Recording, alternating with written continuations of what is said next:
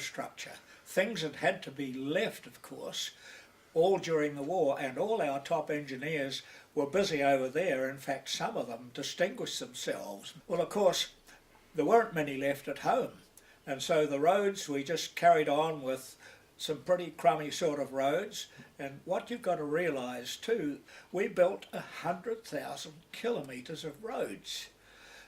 Most of them were unsealed. A lot of them were probably pretty difficult to negotiate. So we had this huge inventory of roading to catch up with when we got back from the war. And then a massive investment, which was clearly needed because of the gross inefficiencies that were becoming apparent. And almost all these works involved extensive use of concrete. So we had a situation in the industry at that time where we were very much a socialist state. Spending was controlled by the government, construction was controlled by the government through the Ministry of Works. There was a shortage of foreign exchange to buy imported material, and steel, structural steel and reinforcing steel, had to be purchased offshore. It wasn't produced in New Zealand at all. This is why New Zealand tended to go to concrete, because we found that getting steel, even after the war, was still difficult. When we came to build the aircraft hangars at Ohakea and Whenuapai, because we couldn't get enough steel, the engineer-in-chief, Charles Turner, said, look, we're going to do these things in concrete. Well, the span had to be very great because these were specially designed to accommodate the American Superfortress bombers. So are the largest span in the world. The pavements for what were then pretty heavy aircraft was all done in concrete. It was designed in hexagons. So the runways were all hexagons, just like in a beehive. Part of the problem was import licensing. Because the government controlled all import licenses, and the story that was recounted by Dick Carr, who was an early member and a wonderful man, he used to import pre-stressing components, but he couldn't get a license for them because you could only get an import license for things that you were importing in 1949. Now, for him to import pre-stressing components, these are the anchorages, the jacks, the things that enable the pre-stressing to be done. It wasn't invented in 1949, so he had to go every year to try and get a license. And he tells a wonderful story of how a bureaucrat made a mistake and categorized pre-stressing components under the heading animal nose rings. And so Dick Carr became New Zealand's biggest importer of animal nose rings. It was driven by the concrete manufacturers initially, who could see that the future was going to be in pre-stressed concrete. And they wanted to develop a forum where the different silos that were developing could be broken down. And those silos were the manufacturers who were trying to get established, the Ministry of Works, who were doing most of the work, the universities, who I think were quite separate, and then there were smaller entrepreneurs like consulting engineers who were trying to establish themselves. So there was a need for communication to break down these silos. And it was my father, Sandy Cormack, who was the driving force behind the establishment of the Pre-Stressed Concrete Institute. It became evident to a lot of people that they had to know more about managing the materials and the construction processes, the testing processes and the designs, rather than just sort of try and latch onto existing techniques which applied to the old reinforced concrete.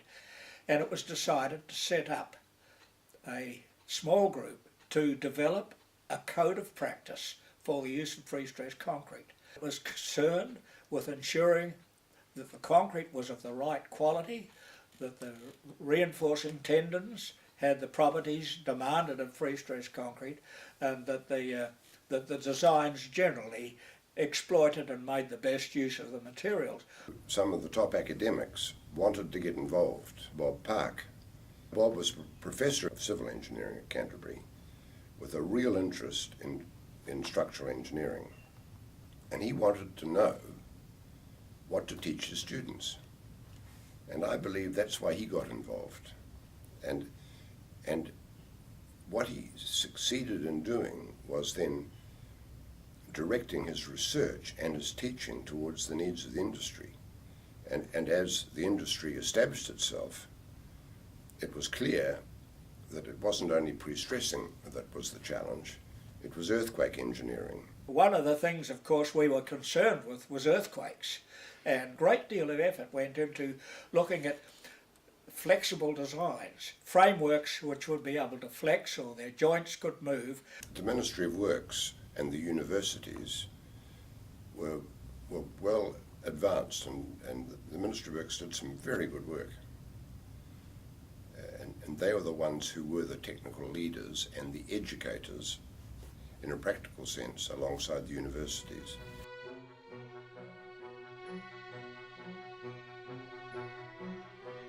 We want to try it for size. And so we did just that with the Waitaki Bridge. This was a huge bridge. The Waitaki Bridge is not far short of a mile long.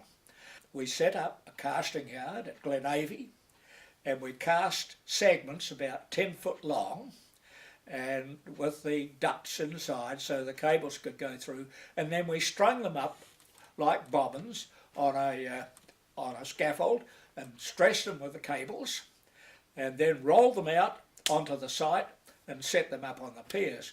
Now all we had was a couple of dozers and some front end loaders and cherry picker cranes, and that was about it. And here's a bunch of Kiwis, and it turns out that we built the longest pre-stressed concrete bridge in the world.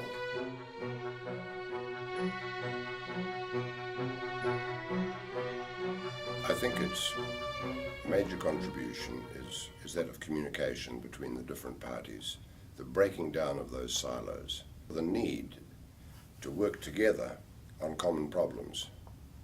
And that's where the society was so helpful, so that issues could be raised once a year and discussed with specifying authorities who initially were almost exclusively the government, namely the Ministry of Works. I think the most important thing of those Wairakei conferences, it was really the first opportunity for a wide variety of different kinds of groups who maybe in the past were to some extent in opposition, but to understand each other's points of view and to get together and solve common problems. So what you really had was people who are on opposite sides of the fence having to solve problems together. And that's where Hans Housing was so important. He could see that what was needed was improved dialogue, and he made sure that his developing engineers came to those conferences and faced up and got involved in the issues of the day.